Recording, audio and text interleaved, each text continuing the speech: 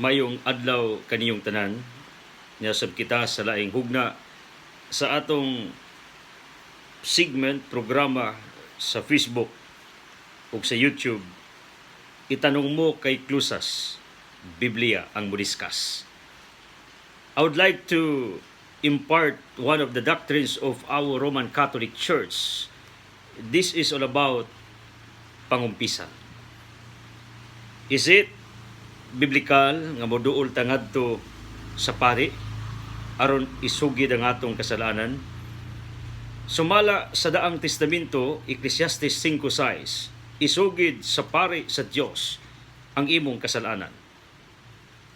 Ug tungod niini mong panudlo sa Old Testament, mingon si Kristo sa mga tinun-an sa John 20:22-23, iyang gihuypan ng iyang mga apostoles ug gitagaan sila ug gahom sa pagpasaylo sa mga sala. Ang ilang pasayloon kini napasaylo, apan ang wa nila pasayloa wala usab kini mapasaylo. Now, is it biblical to forgive sins? Yes, because it was given to His church, to His disciples, to His priest. Mga pari ang mga apostoles ni Jesus Christ. Gani sa Acts 1, in King James Version, gitawag ni Judas Iscarioting mabudion nga obispo. Dautan siya pero he was called bishop. Di man ka maobispo, di ka mapari. Sa Roma 15:16, si Pablo miangkon nga siya pari sa Dios. So di makita nato nagitagaan og sakto nga impact ang panudlo sa daang testamento prior to the birth of Jesus Christ. Kanang giingon sa Ecclesiastes 5:6 nga isugid sa pari, gitagaan nag too much value and importance ni Kristo. Mingon ang 1 Peter 2:21, sundo nato si Kristo. Now, kung gibalyo ni Kristo ang pangumpisal sa pari, dapat ato sang sundon. Tungod kay mao man ang iyang giingon nga ang sala nga wa nyo pasaylo, wa mo pasaylo, ug ang sala nga inyong gipasaylo kini napasaylo. Sa imong pagduol ngadto sa pari, it does not mean nga ang Ginoo wa diha ug ang Ginoo wala kadungog. Sa atong panudlo sa Romano Katoliko, sa diha nga ang pari magsisayis sa iyang profession, sa iyang assignment, gitawag siya og in persona Christi.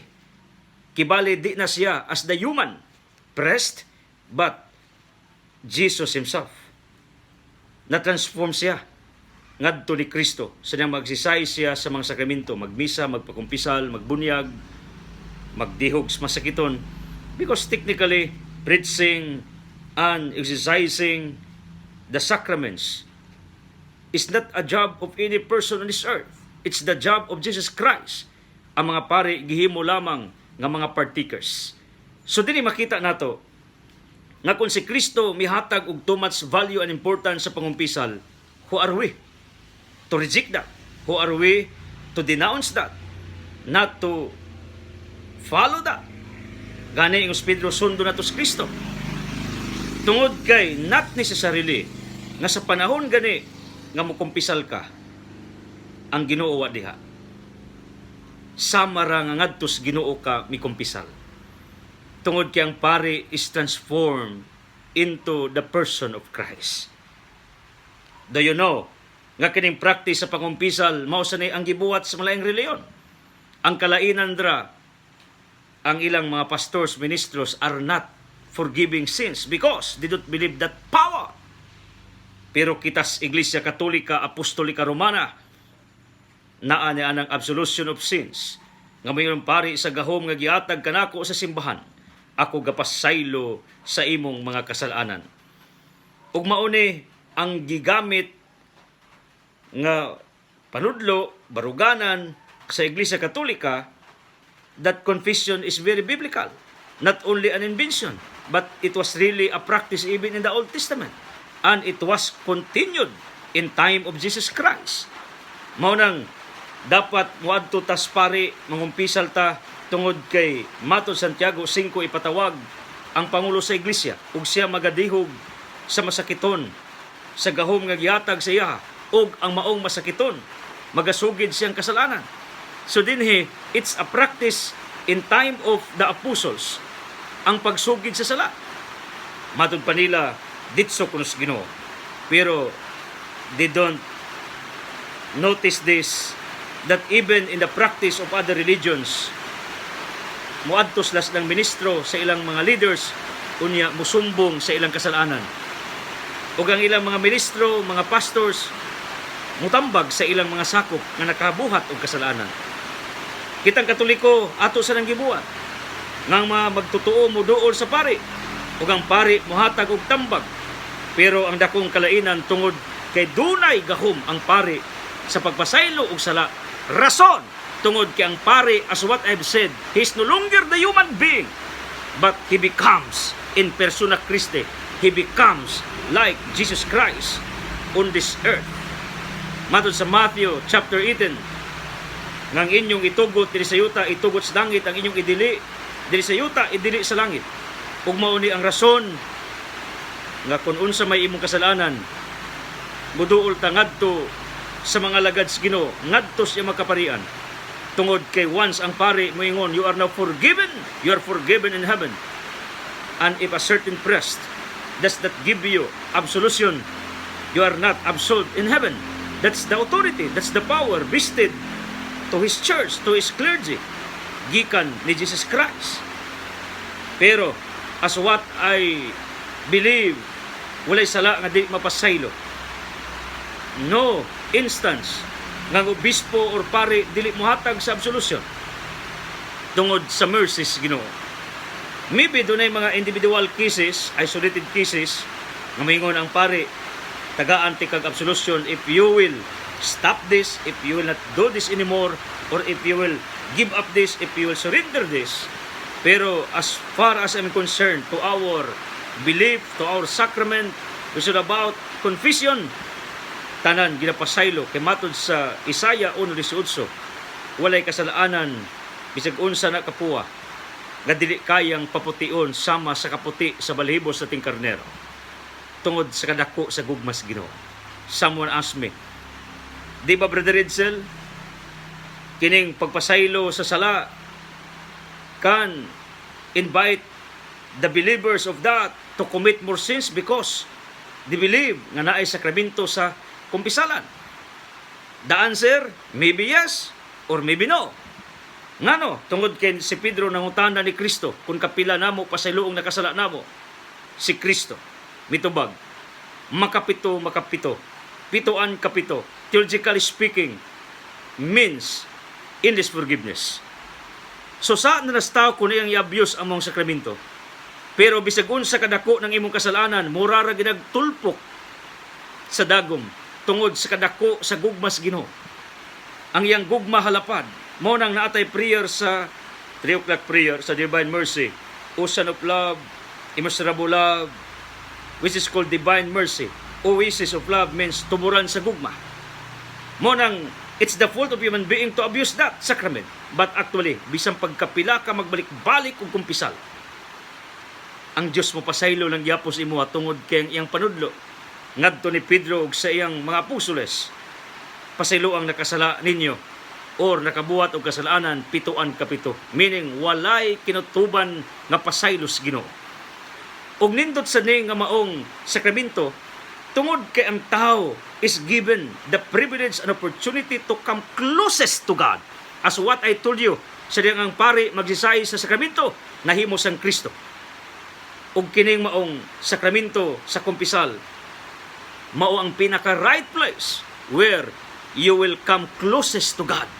Pinakanindot nga sakramento, tungod kay natagaan kag chance ka maduol ngadto ni Kristo mismo.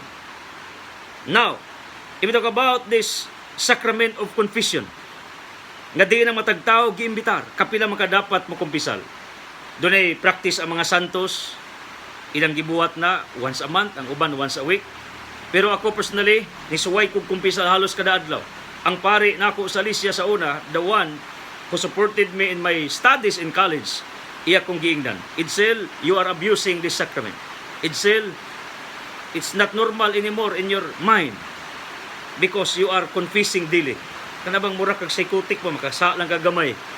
automatic doon na kagkumpisalan. Take note, ang kumpisal angay lamang sa mga mortal sinners. Pero kung venial sinners ka, makuha na sa absolution before or inigsugod sa Santos Kamisa. That is the general absolution of sins. That is the general confession. Nga mayingon diya, aron mahimo kang takos, isurrender imong kasalanan. Umingon ta, ako nagakumpisal kanimo Ginoo. Akong gisugid nimong kasalanan. Kaya akong dakong sala. In that moment, you are forgiven, but categorically, only your venial sins. Your mortal sins are not forgiven in that kind of rite, in that kind of ritual, in the Holy Eucharistic celebration. But your mortal sins are forgiven in that sacrament of confession. Muna ang tao, gitagaag kay Giyunan, namuduol sa Ginoo. Iyang ma-feel ang tingog sa Ginoo. Because ang pari, di naman mao ang pari mismo, ang Ginoo man. Muna ko ang pari, mo tingog na sa Ginoo. Kung ang pari mo hatag advice na sa Ginoo. Kung ang pari mo hatag nimo og absolution, ang Ginoo mismo mao ang naghatag og maong absolution diha sa imong kinabuhi. Mao nang grab that sacrament, grab that privilege, grab that opportunity nga ikaw mismo makadungog sa tingog sa Ginoo, makabati sa iyang advice, makabati sa iyang pagpasaylo sa imong kasalanan mismo dinhi sa yuta. Tungod kay laktod pag istorya, bisag kinsa ug unsa ka, as long as you are submitting yourself to that sacrament, you are manifesting your humility. Matod pa sa 1 Peter 5 verse 5, kontra sa Ginoo ang mga mapitason. Ug matod sa Luke chapter 18, ang tao nga garbuso kaaway sa Ginoo, pero ang taong kamaw magpaubos siyang kaugalingon kay mutas Ginoo. Mao na kinidieng sakramentos kumpisal, mao ang testing area sa tao. If how humble he is, she is in his inner life on this earth sa iyang pagka-sinners. Mao na pagbuduol gani ka sakramentos kumpisal, klaro og tataw og dayang kaayo that you are manifesting humility. From the Greek word means humos, yuta, meaning nagpaubos ka, meaning niangkon ka sa imong kahinaan mo na nanginanglan ka Ginoo nga makapasaylo sa imong kasalanan. Nanginanglan ka Ginoo nga mo comfort nimo, because one of the heaviness nga naa sa tao, di lang ang iyang problema outside, di lang ang iyang mga pagsulay, di lang ang iyang mga troubles, but the burdens of sinning, the burdens of sins nga naa, mitapot siyang kalat, mao ni nakapabug-at diha nimo. So what should you do? Ecclesiastes 5:6, isugid imong sala sa pari sa Ginoo. Mao ning sakramento nga naa sa Biblia. Mao ning sakramento nga akong gitipinsaan. Mao nang sakramento nga akong gipanudlo. Mao nang all of you who follow with me in this, itanong mo kay Clusas, Biblia ang mo discuss, because I will give you more teachings about our doctrines, about our eulogy, about our dogma, as we go on sa atong segment sa Facebook ug YouTube. Ngunang, all of you follow me, pagpalain ka ng Diyos. Thank you for watching. Thank you for listening. Keep sharing, tagging, and inviting others to follow my Facebook and even my YouTube. To God be the glory. Jesus loves you.